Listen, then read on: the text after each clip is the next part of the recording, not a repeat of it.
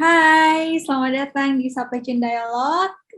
Dengan saya Lala. Di sini hari ini kita akan membahas topik working and studying in overseas. Dan tentunya saya udah ditemani dengan teman-teman nih yang punya pengalaman bekerja dan juga belajar di luar negeri. Nah, kita kenalan dulu nih pertama kali. Kita di sini ada Safiera. Terus juga ada Pak Prema. Mungkin salah satu dulu nih dari Safiera dulu, bisa introduction, sedikit mengenalkan sekarang sibukannya ngapain, terus pengalamannya apa aja nih. Oke, halo teman-teman semua, selamat pagi. Nama saya Safira. Saya dulu ngambil S1 Teknik Industri di ITS sama Mbak Lala. Terus S2-nya dalam bahasa Jermannya Wirtschaft Informatik, tapi kalau di bahasa Inggrisin panjang. Jadi Operation Research Business Analytics. Saya saat ini menjabat sebagai rate management di perusahaan digital logistik di Berlin.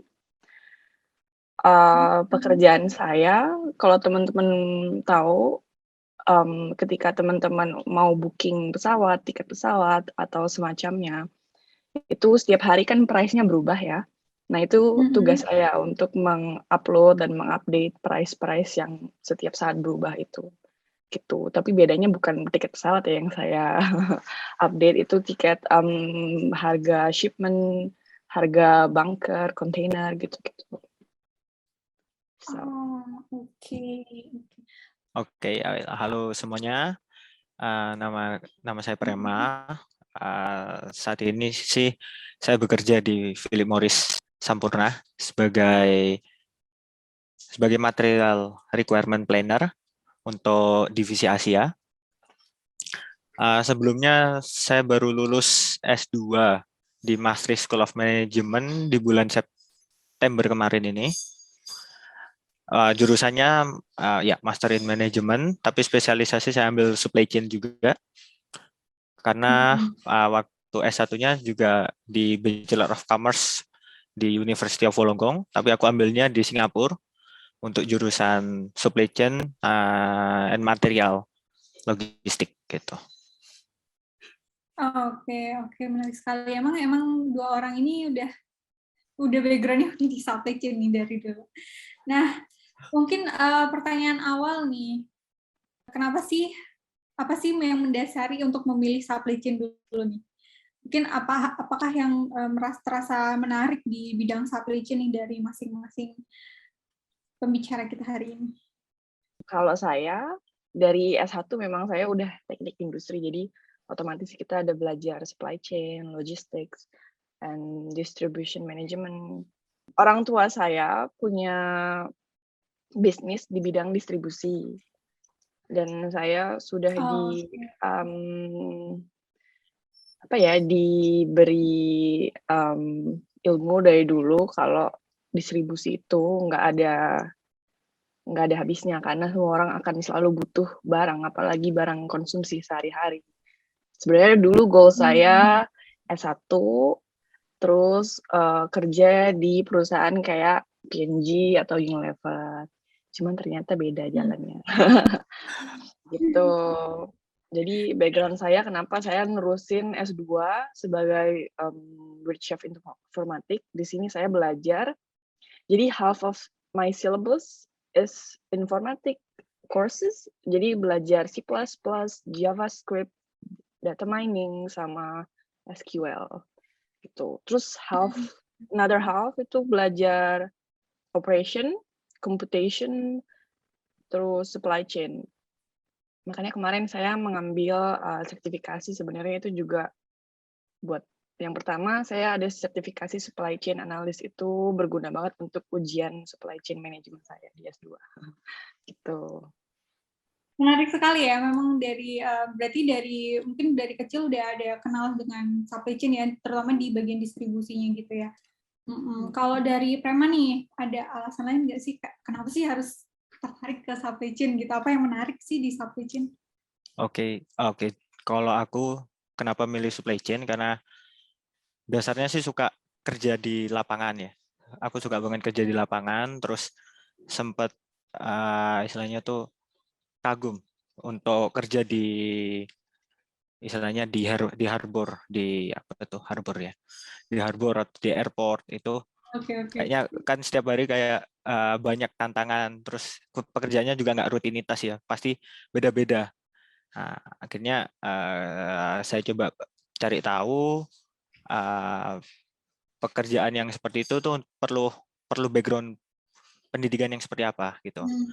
Nah, terus akhirnya awal-awal kirain cuman bisa dimasuk lewat teknik industri. Tapi ternyata waktu cari di S1 kebetulan nemu tuh ada University of Wollongong, dia khusus untuk supply chain logistik management. Jadi selama S1-nya itu benar-benar full secara manajemen. Jadi mulai dari supply operation, logistik, terus finance secara supply chain, accounting secara supply chain itu seperti apa.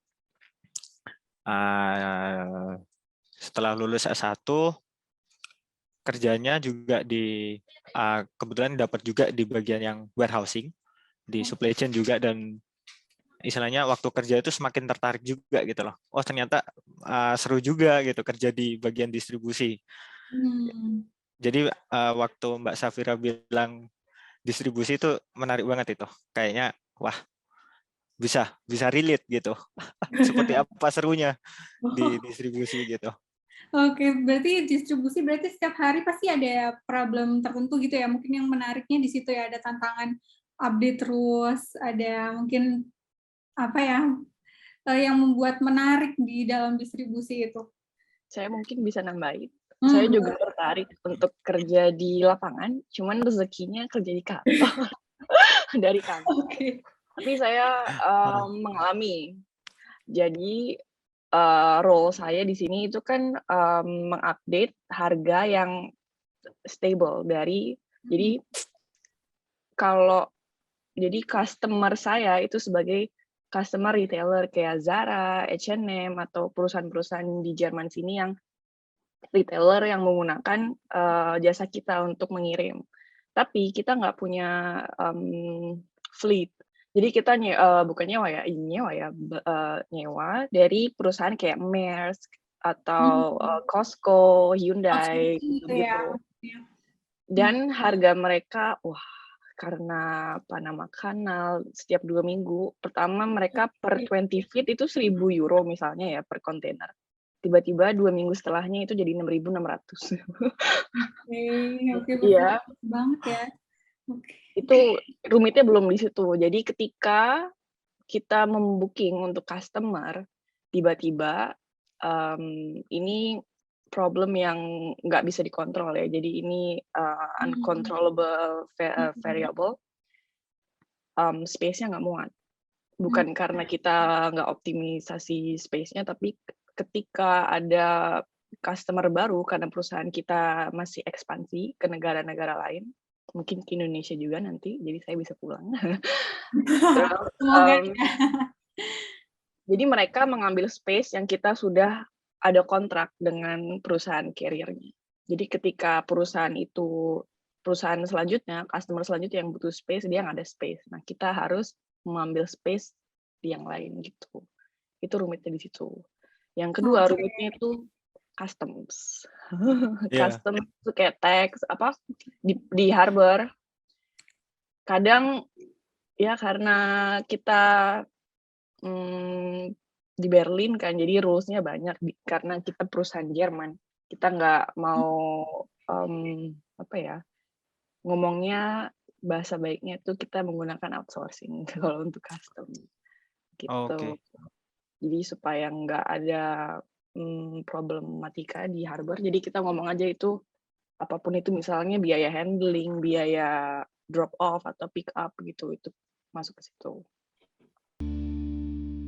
Oke, jadi tadi kan mungkin Safi sempat nyinggung perbedaan antara di Jerman sama mungkin kalau di sini di Indonesia atau Asia ya, nanti mungkin Prema bisa ngasih bayangan di Asia secara general, karena mungkin ada sedikit informasi yang dari Singapura juga mungkin ya. Dan itu selain rules nih, mungkin sebelum masuk ke penerapan apa ya, teknikal di lapangan, dari mata kuliahnya dulu nih. Kan si Prema pernah kuliah di Singapura sama di Belanda ya. Nah, itu mungkin ada nggak sih kira-kira yang materi yang tidak pernah diajarkan? Kalau Safi kan mungkin ada bayangan di Indonesia seperti apa. Mungkin ada nggak sih yang perbedaannya seperti itu? Apa yang menarik yang mungkin ditemuin nih, oh ini menarik sekali nih, baru dapet di sini gitu. Kalau saya waktu belajar di ITS, apa ya, studinya apa kultur studinya? Soalnya mungkin kalau teori sama ya, teori itu nggak beda jauh, tapi kalau di Jerman ketika ujian nggak ada semua. Jadi ketika kita sekolah di ITS atau di Indonesia dulu, apa yang kita pelajari itu selalu yang keluar di ujian. Dan itu buat saya biasanya kan begitu, dan belajarnya itu nggak individualis. Belajarnya kita belajar kelompok, kayak aku ke lab-nya Lala atau ke lab computation, ke lab KOI gitu kan. Kalau di Jerman nggak ada. Kalau di Jerman belajar sendiri, kadang lucunya kalau ada temen mau pinjam catatan aja nggak boleh, karena apa ya, dia bilangnya sih kadang-kadang this is my hard work. Ya catatan bagus banget. Iya, soalnya ketika S2 banyak sekali, kayaknya saya termasuk salah satu paling muda, karena sisanya itu yang sudah pernah kerja atau S2 kedua kali atau ketiga kali. Teman-teman saya nggak jarang yang umurnya 30 tahun, 40 tahun gitu, banyak. Jadi jarang ke kampus. Jadi kan kalau teman-teman yang masuk tiap hari ke kelas, kalau dimintain catatan mungkin tersinggung atau gimana gitu. Okay. Kalau Prema sendiri ada nggak? Boleh akademiknya, boleh non akademik juga boleh sih. Pengalaman. Kalau akademik sih aku kurang tahu pasti ya bedanya di Indonesia sama di Singapura atau di Belanda. Mungkin yang aku bisa kasih sedikit perbedaan kalau di Singapura benar waktu yang kerasa banget waktu ujian. Jadi waktu ujian dulu itu, jadi dulu aku sistemnya bukan semester 6 bulan, tapi 3 bulan. Satu trimester. Jadi Januari masuk, misalnya Januari masuk, Februari udah UTS, Maret udah UAS. Gitu misalnya. Nah, secara materinya, hampir 75% yang diajarkan di kelas atau di tutorial pasti ada di examnya, di examnya itu. Dan kalau secara akademik seperti itu, kalau waktu ujiannya pun sendiri itu ketat banget sih. Itu ketat banget. Bahkan waktu masuk ruangan ujian itu tuh juga dicek, nggak boleh bawa jam tangan yang smartwatch, terus kotak pensil pun nggak boleh masuk. Jadi cuman boleh bawa bolpen ataupun pensil, penghapus, gitu. Bahkan correction tape aja harus coret gitu lah. Itu pun diawasin juga secara S1 sih seperti itu. Nah, kalau bisa bilang S1 sama S2 di Singapura sama di Belanda, lebih prefer sih di Belanda. Karena lebih menantang lagi waktu S2, ujiannya itu nggak cuma teori. Ujiannya nggak cuma sebatas teori, tapi bila dalam soalnya tuh misalkan apabila kamu menemukan misalnya nih ada case A, kamu itu bakalan nyelesain case A ini seperti apa? Dan uniknya itu nggak ada satu jawaban yang benar. Jadi kalaupun jawabanku sama temanku itu berbeda banget, nilainya pun pasti kalaupun yang dianggap sama dosennya itu solusinya bagus, pasti dikasih nilai tinggi gitu. Kayaknya saya mau nambahin juga waktu kalau di Indonesia dulu, saya baru ingat kan ada UTS sama UAS ya. Kalau di Jerman nggak ada, jadi UAS aja. Benar. Kamu gagal, kamu gagal. Iya, benar. Dan maksimal boleh gagal 3 kali. kalau gagal 3 kali kamu pulang ke Indonesia, dadah. Benar. Saya pernah, karena saya belum pernah ujian informatik yang sangat informatik ya. Saya gagal waktu itu sekali, habis itu belum berani ngambil ujian lagi, soalnya takut kan kalau gagal deportasi. Sisanya nggak bisa, kalau kebanyakan ganti jurusan atau gimana itu nggak boleh, harus dikeluarkan. Oke. Terus dosennya itu kenapa ya, kalau di Jerman tuh mereka sangat ingin kita mengerti. Jadi bukan, eksak ya. Jadi kadang di soal itu ada ditanya, real life application. Benar. Misalnya bike sharing. Kalau di sini kan banyak yang naik sepeda dan di sini bisa pakai app namanya bike sharing itu jadi, sepedanya bisa disewa, tapi habis itu diparkir di mana aja, jadi orang lain bisa menggunakan lagi gitu. Nah itu ditanya real life application-nya kayak gimana. Gimana saya jawabnya waktu itu kan saya baru tinggal di Jerman. Ya gitu. Pan atau gimana. Kalau di sini benar-benar kayak temen. Oke. Jadi Iya. profesornya kalau memang ya tergantung orang juga sih, kadang-kadang ada orang yang harus dipanggil pakai profesor, tapi kalau di sini enggak, gitu. Dari Prama Ah, ada tambahan kali? Iya, kalau aku sih tambahnya mungkin benar ya. Mungkin karena Belanda sama Jerman dia punya power distance-nya kan nggak terlalu tinggi. Jadi kita kalau misalnya mau tanya ke dosen atau kita mau discuss dengan dosen itu lebih gampang.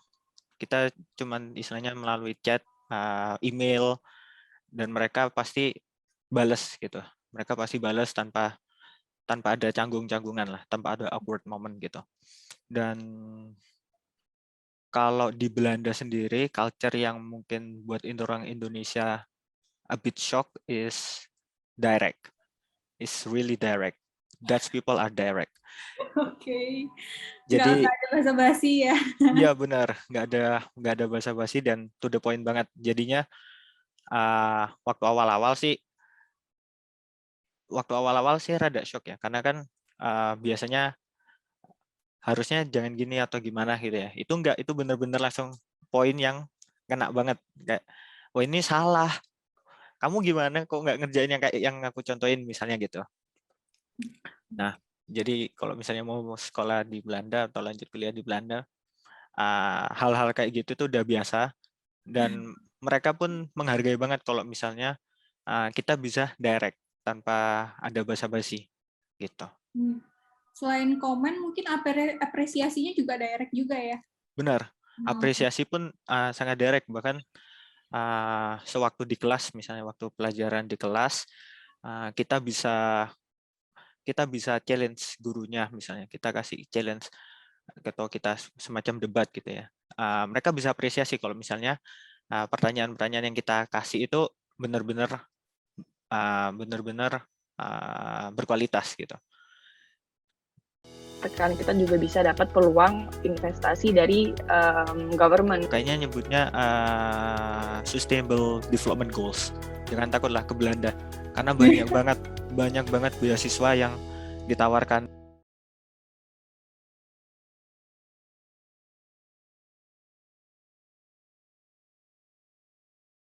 Oke, nice banget sekali. Oke, terus masuk ke mungkin